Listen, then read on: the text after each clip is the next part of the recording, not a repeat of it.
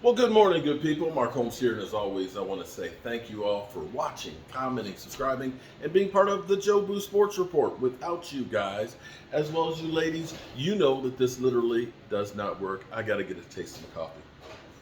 Mm. I know this is going to sound weird, but they have blueberry coffee at 7-Eleven, and I am hooked.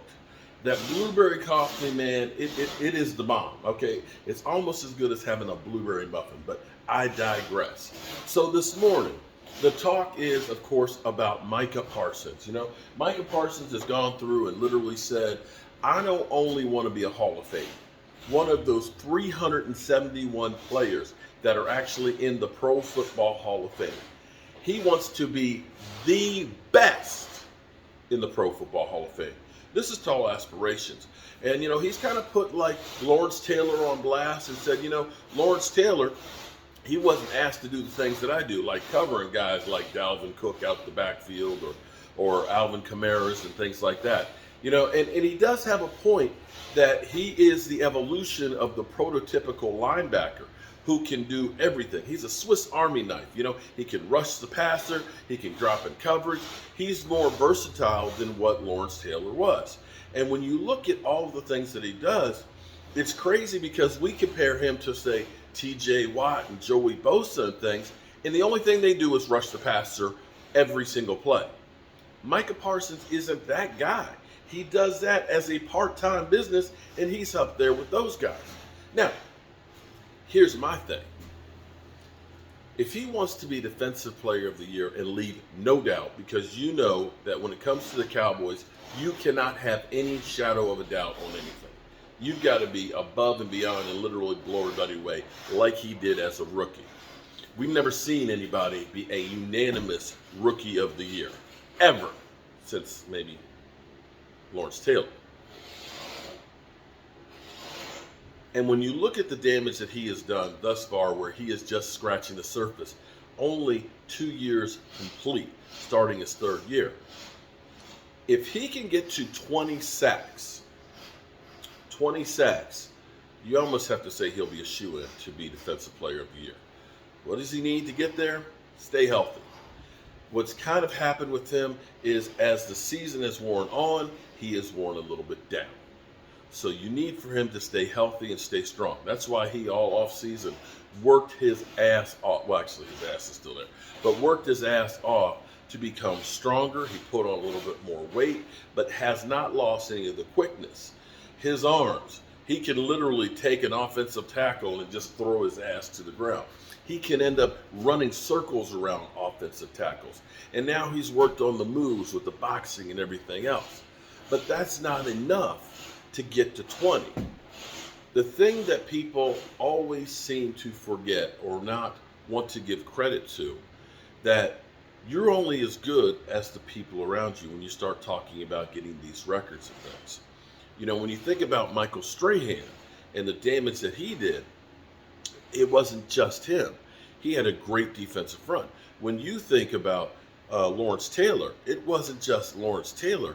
He had great players across the line, because ultimately, if there's only one good player, then they say, we're going to stop him. We're not worried about the rest of the guys. But here's the thing, especially with edge rushers. Edge rushers, basically your job is to get upfield and outside contain. Outside contain means you don't let anything get past you on the outside, which is why they get upfield.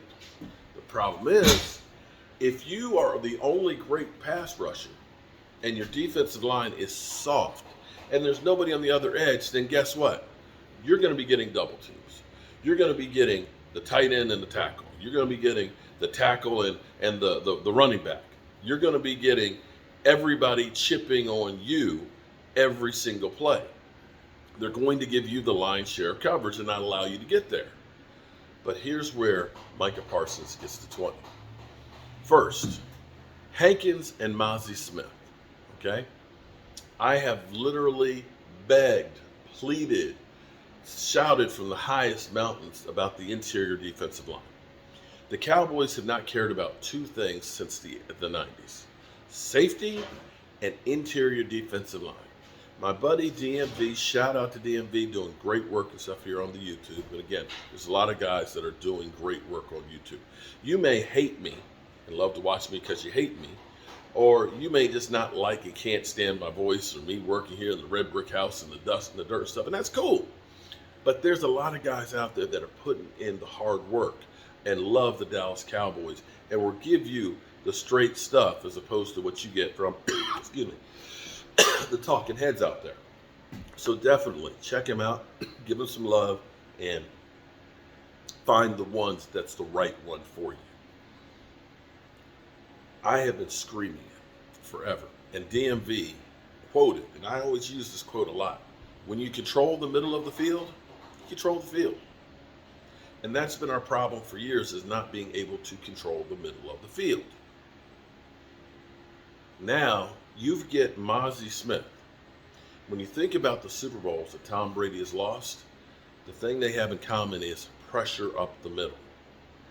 The pocket is designed to wash the edge rushers behind the quarterback. He steps up in that pocket, he feels nice and comfortable. For us, in past years, we've had like Tyrone Crawford playing tackle sometimes, and I don't mean to disrespect him, or Collins and some of the other guys. It's almost like the parting of the Red Sea. The middle of the field opens up. And what happens is the quarterback can step up. And when the quarterback can step up and there's nobody in his face, he's got a clearer view of the field. He can look around.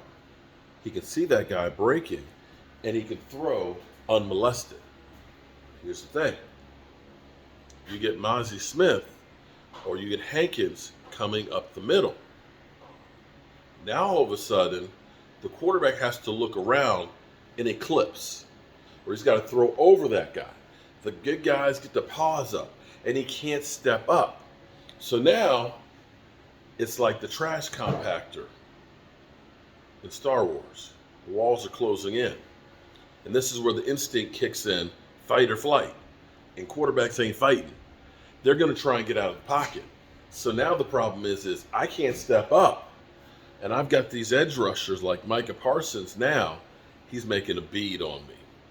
That's step number one. Step number two is D-Law, and particularly Sam Williams. If we can get Sam Williams to have a season like Randy Gregory's plus his last year here, Micah Parsons will feast even more. Because with his speed, his strength, and his size, they can't focus solely on Micah Parsons. A lot of times what happens is when you have a great player, so their numbers go down because they're getting all of the, they're going to say, we can't let him beat it. Maybe we lose to that guy, but we know we'll lose to this one. So he ends up getting more of it. But if Sam Williams becomes that dude, where now we got to go ahead and we've got to stop him as much as we have to stop Micah, it's going to be feasting like crazy. Unbelievable.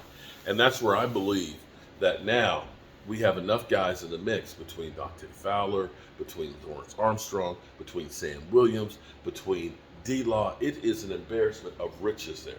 Now here's where, if we have any aspirations of Super Bowl, we have got to get Zack Martin home. And it seems like the Cowboys have dug in deep. I'm expecting to hear Jerry Jones say this weekend, Zach who, if we play well in preseason. And it doesn't seem like there's any contract extension coming anytime soon. Zack Martin, he's not there. Now let's listen this morning to ESPN and see what they have to say about the situation. In my opinion, my cousin Zack Martin, he needs his money, and he's not showing up until he gets it. What is it? Here's why he's mad, okay? Let's start in the NFL. He's the 8th highest paid guard based on average salary. And he's being fined, what is it, $50,000 per day. Right, per by day. not showing up. And Jerry Jones' comments about it, he said, hey, he'll show up when he shows up. That is not the attitude I expect from somebody in the Martin clan. No, I hear you. And look, I mean, Jerry Jones said at the time, we've got a lot of players that we're going to have to take care of at some point soon. And I will remind anyone watching here, in case you're wondering, how important is a guard? None of them are more important than this one. He might be the best player on that entire team. Yeah. So, Kmart, at what point does this start to become a real problem? Yesterday. Yesterday. It was an issue the minute Zack Martin didn't show up. It was an He'll issue be the there, minute though. I heard The question Jerry will be is, Jones will he sort be of happy? saying, well, you know what? He's been paid pretty well to this point. You know, what are we going to do? We got a bunch of people that actually we would say, like, there's a lot of people we got. I don't know. Yeah, you would say it differently. And look, the reality of it is, at the time that he signed his contract, he was the highest paid guard in football. But the market has Nelson blew it up, yeah. And as we've all seen, like, you know, the teams will move when the market moves. I have no problem with the player trying to do it. But he's got a problem. So, D. Wood, when do you think this becomes a serious concern for the Cowboys? Man, if we don't see Zack Martin week 1, that's a problem. That's a big problem. He is arguably their best player. And really, the crazy thing is that $50,000 a day fine cannot be rescinded. Yeah. Like, so he's got to eat that. So the man wants his money. It'll be interesting to see how this whole thing unfolds in Jerry world. Yeah, I mean, look, yeah. I see kind of both sides of this one. If you're the owner and you give the guy a contract that says you're the highest paid player at the position and then the market moves, it's not really your fault. But for him, this might be his last bite at the apple. We'll see. They've got a real problem there in Dallas with him. In the meantime, one of the guys they have to pay is the star on the other side of the ball. Micah Parsons is entering year 3, but he's already got his sights set on Canton, Ohio. Listen to this. Yeah. I don't think I just want to make the Hall of Fame. I just want to be known as one of the greatest Hall of Famers. You know, there's categories to everything. You know, there's good, there's great, and there's like perfect. When you talk about me, I don't want to just be mentioned in the Hall of Fame. Yeah, that's a great accolade, but I want to be one of the greatest in the Hall of Fame.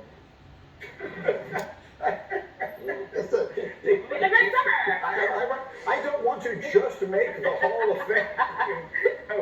Just making the Hall of Fame, D. would be a disappointment for Micah Parsons. What do we think? Man, I love Micah Parsons, man, because he just speaks his mind. He does. You can tell he loves the game of football. And Greedy, let me tell you something. There are levels to the Hall of Fame. Like, yes, you get in, but there are different rooms in the Hall of Fame. So I understand where Michael Parsons is coming from. Like, the dude just wants to be the best ever. I can't knock that. I'm sure Jerry Jones and all the other people with the Dallas Cowboys organization, they're tickled by what Micah Parsons said right there. Yeah, they're going to have to give him all of Zack Martin's money. What do you think? I love Micah Parsons too. Listen, what's great about him is that you never have to question how much he loves the game how great he wants to be. You do not have to question that. He's already top 4 defensive player depending on who's doing the voting. So I think he's well on his way. And he's shown he's never afraid to talk the talk when he walks the walk. So listen, if he wants to be in the small. Yeah, you know, I've got no problem with him saying that. And there's some players will talk smack and they got no room to talk. But he backs it up with action. So when you have a guy who is that good, who has goals, and there's nothing wrong with putting goals out there, because in the end, if you don't believe something can happen, then chances are it probably won't. And that's where Micah Parsons, he knows, I'm going to put in the work or I'm going to die trying. And right now, I ain't seen him die. So don't count him out. All right, good people, we got work to do here at the Red Brick House, and as always, I appreciate each and every one of you guys. Ooh, don't knock my coffee over. And we'll be following the Cowboys on practice field at 11 o'clock today. They're off tomorrow, practice on Thursday. Saturday night, they got a game. So that's where we are. I'm Mark Holmes, and I appreciate each and every one of you guys. Peace.